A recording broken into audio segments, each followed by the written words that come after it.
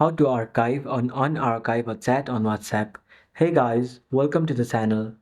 So if you want to archive or unarchive, what you're gonna do is first of all, you go to WhatsApp.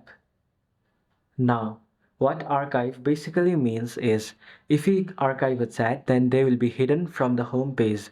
However, if the person who is archived sends a message to your device, then they will come back to the home page.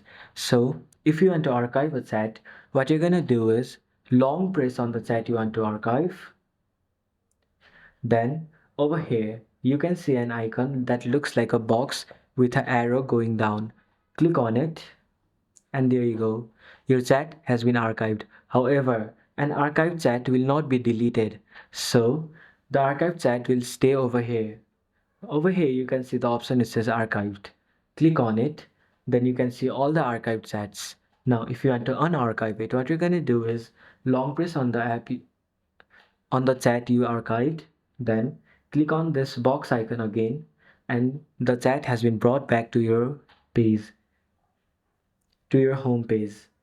So this is how you can archive or unarchive someone on WhatsApp. So thanks for watching till the end of the video. Hope you like it and see you in the next video.